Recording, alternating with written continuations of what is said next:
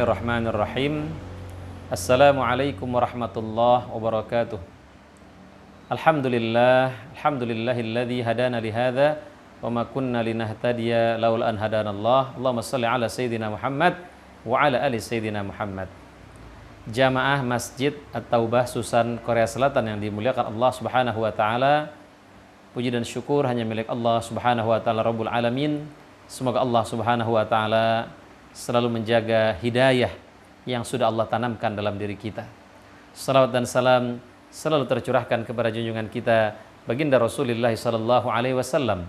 Semoga kita semua kelak bisa mendapatkan syafaat daripada Rasulullah sallallahu alaihi wasallam.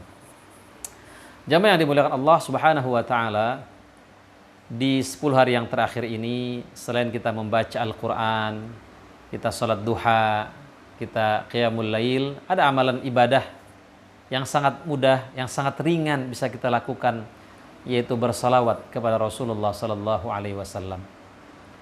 Salawat ini begitu agungnya, bahkan sampai Allah dan malaikatnya melakukan juga. Dalam surah Al-Ahzab ayat 56, Allah Subhanahu wa taala berfirman, "Innallaha wa malaikatahu yusalluna 'alan nabi. Ya ayyuhalladzina amanu sallu 'alaihi wa sallimu taslima." Sesungguhnya Allah dan malaikatnya bersalawat kepada Nabi Muhammad sallallahu alaihi wasallam. Wahai orang-orang yang beriman, bersalawatlah kamu untuk Nabi dan ucapkanlah salam penghormatan kepadanya. Kenapa kita harus tetap mengucapkan salawat kepada Rasulullah sallallahu alaihi wasallam? Salawat bukan menandakan Rasulullah itu belum pasti selamat. Rasulullah adalah juru selamat dan dia adalah pasti selamat.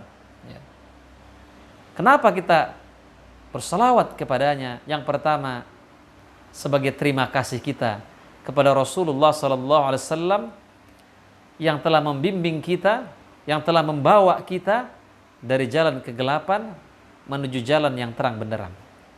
Yang kedua, kita bersalawat kepada Rasulullah sallallahu alaihi wasallam untuk membuktikan bahwa Nabi Muhammad sallallahu alaihi wasallam adalah bukan Tuhan. Ya. Karena menganggap Nabi sebagai Tuhan itu telah terjadi. Ya. Telah terjadi pada Nabi Isa alaihissalam.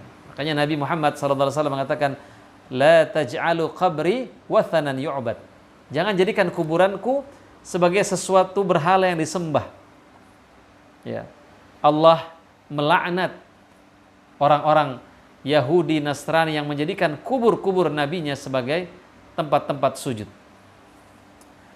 Jamaah yang dimuliakan Allah Subhanahu wa taala, apa keutamaan daripada kita bersalawat kepada Rasulullah sallallahu alaihi wasallam? Dan bagaimana bentuk salawat? Bentuk salawat kalau yang singkat adalah Allahumma shalli ala Muhammad wa ala ali Muhammad, cukup.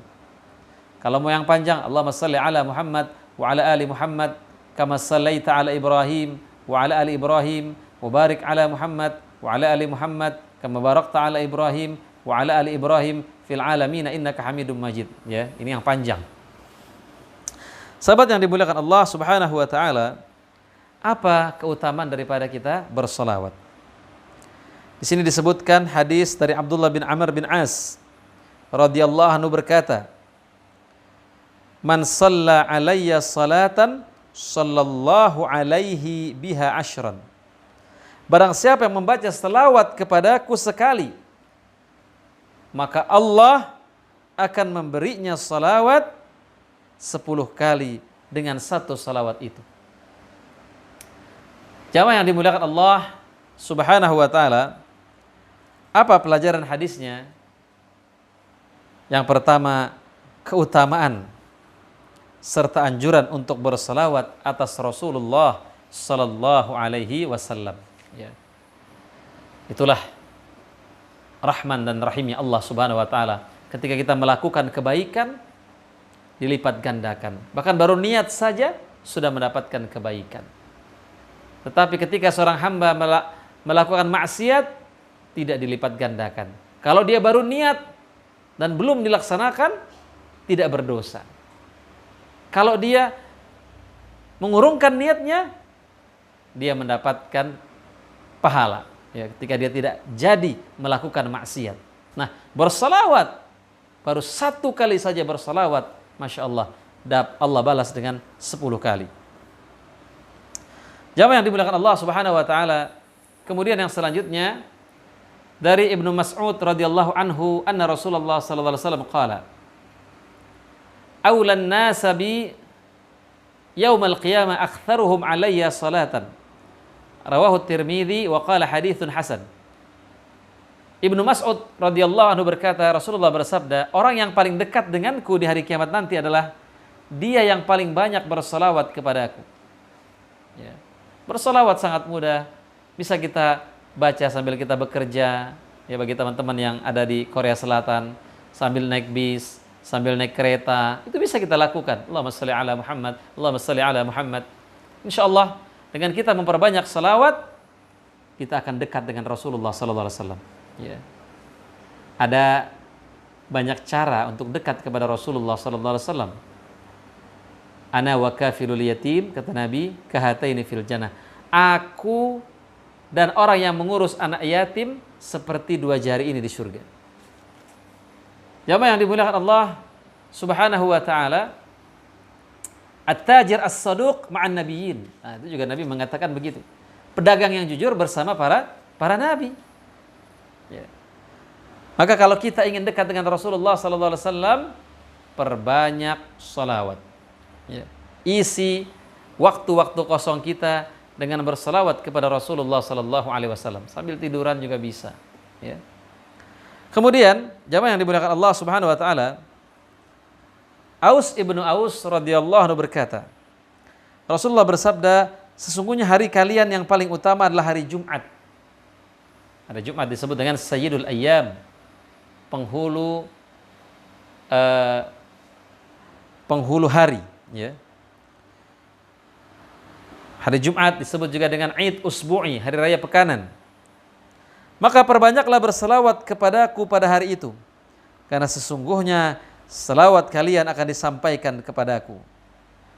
Kemudian Aus berkata, ya, para sahabat bertanya, wahai Rasulullah, bagaimana salawat kami akan disampaikan kepada Anda sedangkan jasad Anda telah hancur? Beliau menjawab, sesungguhnya Allah mengharamkan jasad para nabi bagi tanah. Apa pelajaran hadisnya? Yang pertama, keutamaan hari Jumat dan keutamaan bersalawat pada hari itu. Apa amalan hari Jumat selain kita membaca surah Al-Kahfi? Kemudian kita juga bersalawat kepada Rasulullah sallallahu alaihi wasallam. Jamaah yang dimuliakan Allah Subhanahu wa taala, pelajaran daripada hadis ini yang kedua adalah anjuran untuk memperbanyak amal saleh. Di antaranya bersalawat. Ya.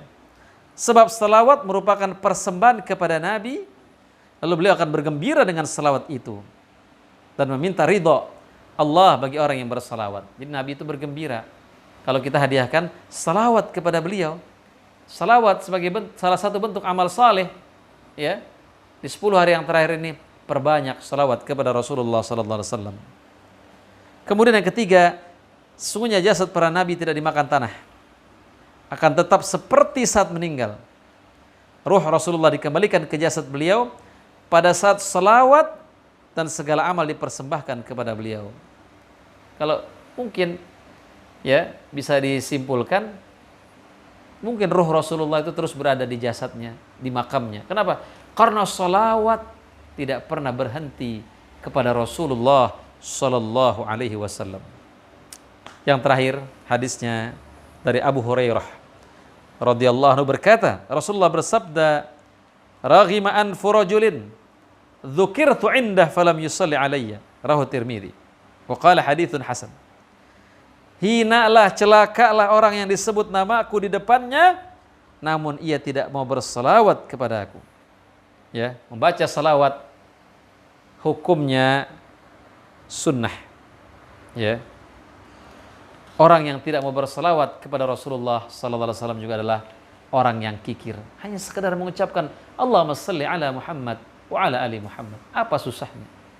Ya, kita mendapatkan pahala dan cinta dari Allah Subhanahu wa taala karena kita berselawat kepada Rasulullah sallallahu alaihi wasallam. Mari kita memperbanyak selawat di 10 hari yang terakhir ini. Mungkin itu saja yang bisa saya sampaikan, kurang lebihnya mohon maaf. Wassalamualaikum warahmatullahi wabarakatuh.